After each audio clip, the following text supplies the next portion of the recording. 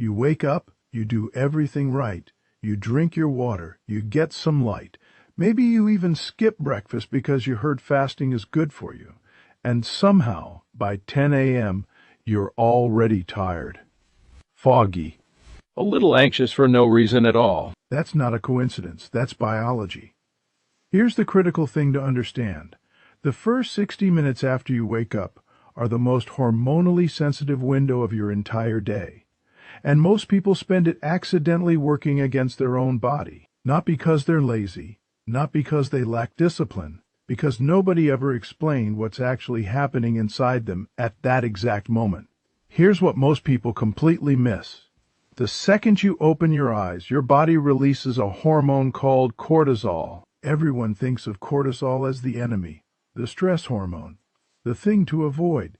But in the morning, cortisol isn't your enemy. It's your alarm clock, your body's natural signal to wake every system up.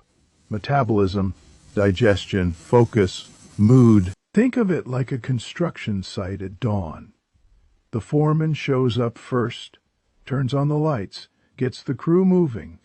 That's cortisol's job in the morning. It's supposed to spike, then gently fall. But here's where it gets counterintuitive. Certain habits, the ones that feel productive, feel healthy, actually keep that cortisol spike stuck in the on position for hours. Instead of one clean wake-up signal, your body gets slammed with wave after wave of alarm. And your body can't tell the difference between an alarm that's helping you and an alarm that's hurting you. It just keeps responding. This was never your fault. Your body was doing exactly what it was designed to do. It just wasn't designed for the environment you're putting it in. And this is where it gets dark, because one habit, something almost everyone does within the first 5 minutes of waking up, is quietly training your nervous system to stay in emergency mode all day, every day, without you ever noticing. Researchers at Stanford have studied this exact window. What they found wasn't about food, it wasn't about sleep, it was about light, timing, and one specific invisible mistake. Stay with me, because this changes everything. Because once you see what's actually happening in that first hour, you'll understand why you felt almost fine but not quite for years.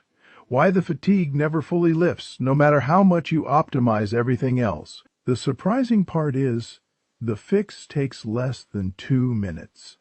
And it costs nothing. But first, you need to understand what's sabotaging you before you even get out of bed. Part 2, Kaylee. Next type Karain. Here's the part nobody talks about.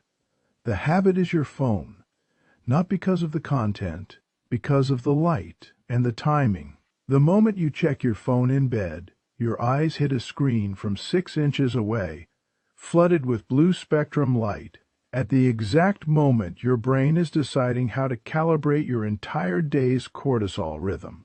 Your brain, that hidden afternoon hormone, the one tied to your first coffee. You had your coffee right on schedule. You even waited the 60 to 90 minutes like you were supposed to. So why does the crash still show up around 2 p.m.? Why does your focus dissolve, your eyelids get heavy, and suddenly the day feels twice as long as it should?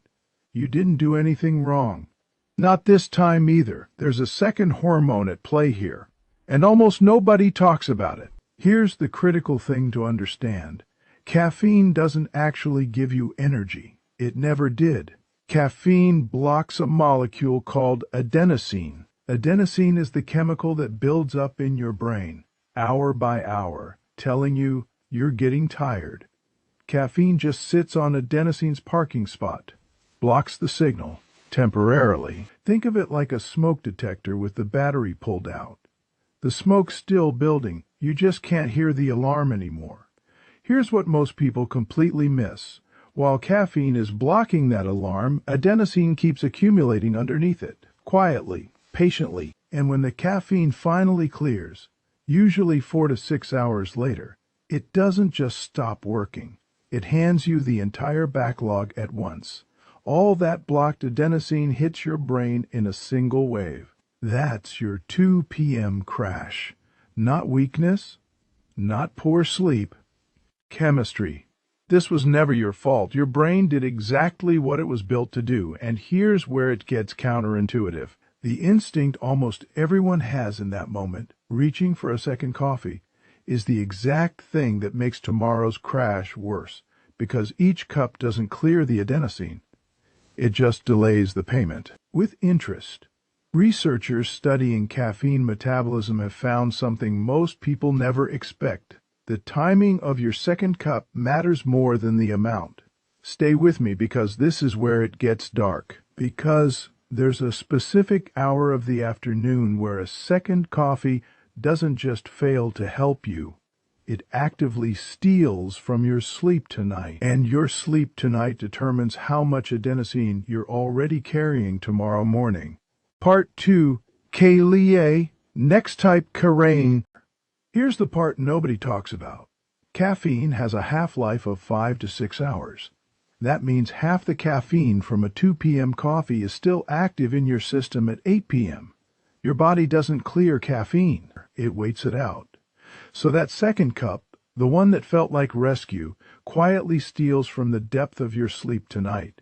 And shallow sleep means your brain clears less adenosine overnight. You wake up already behind. The backlog starts higher than it did yesterday. It wasn't a lack of discipline. It was a debt you didn't know you were taking on. Here's what changes everything. The fix is a cutoff, not a restriction. Morning, keep your 1 to 2 cups timed after that natural cortisol wave has already done its job. This is the caffeine your body can actually use well. Midday, if the 2 p.m. dip hits, reach for movement instead of a refill. 5 minutes of walking increases blood flow and slightly raises adenosine clearance without adding to tonight's caffeine load. Afternoon cutoff. Nothing caffeinated after 2 p.m., ideally earlier if you're sensitive. This protects the one thing that actually resets your adenosine levels back to zero deep sleep. Evening. A genuinely dark, cool room does more for tomorrow's energy than any amount of caffeine can. This is where the debt gets paid off. Clean cutoff, clean sleep, clean adenosine reset. Here's the part that matters most.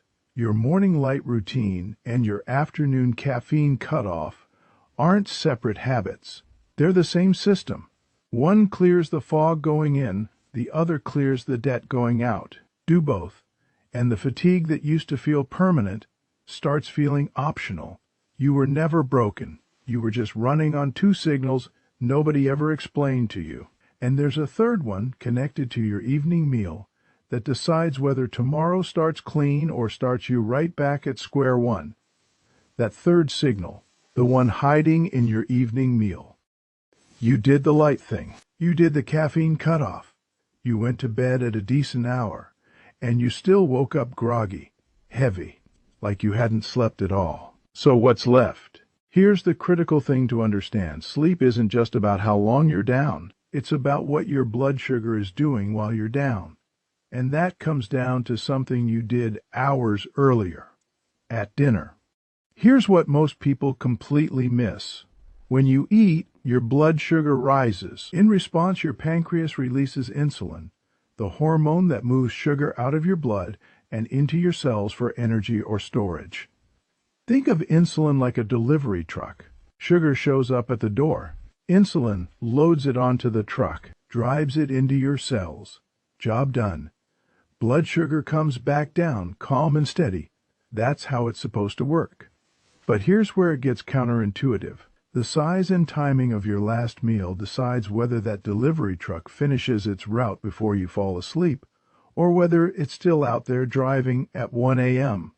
And your body was never designed to run deliveries and repair shifts at the same time. This was never your fault. Nobody ever told you these 2 jobs compete for the same window, because deep sleep is when your body does its real repair work.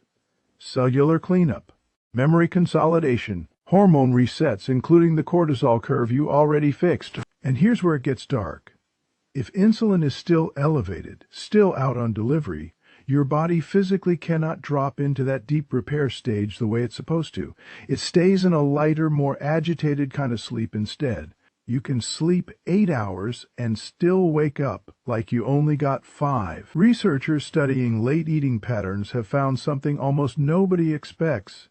It's not just what you eat at dinner, it's how close that meal sits to the moment you turn off the lights. Stay with me, because this is the piece that ties everything together. Because there's a specific window before bed where even a healthy meal can quietly block the exact repair process your morning light and afternoon caffeine fix were trying to protect. Part 2. Kalia. Next type, Karain. Here's the part nobody talks about. It's not the calories, it's the clock. Eating a large meal within 2 to 3 hours of sleep keeps insulin elevated right as your body is trying to shift into deep repair mode. Two systems fighting for the same window. Insulin loses nothing. Your sleep does. It wasn't a lack of willpower at dinner. It was a timing conflict nobody ever pointed out to you. Here's what changes everything. The fix is a window, not a diet. Evening. Finish your last real meal at least 3 hours before you plan to sleep. This gives insulin time to finish its delivery route before your body needs to switch into repair mode. If you're hungry closer to bed, a small protein-forward snack. Something like a few almonds or a bit of yogurt. Enough to settle hunger, not enough to trigger a full insulin surge. Pre-bed, a short walk after dinner, even 5 to 10 minutes, measurably lowers the blood sugar spike from the meal. That means insulin finishes its job faster. Repair mode can start sooner. Night. A slightly cool room supports this whole process. Your body drops core temperature to enter deep sleep, and elevated insulin makes that drop harder to achieve. Clean window, clean insulin curve, clean repair. Here's the part that matters most. None of these three signals, morning light, afternoon caffeine, evening timing, were ever separate problems. They're one continuous loop. Morning light sets your cortisol curve. That curve determines how well your caffeine works. Caffeine timing protects your sleep depth, and your evening meal decides whether that sleep depth can actually happen. Fix the loop, and the fatigue that felt like your identity starts feeling like a memory. You were never lazy. You were never undisciplined.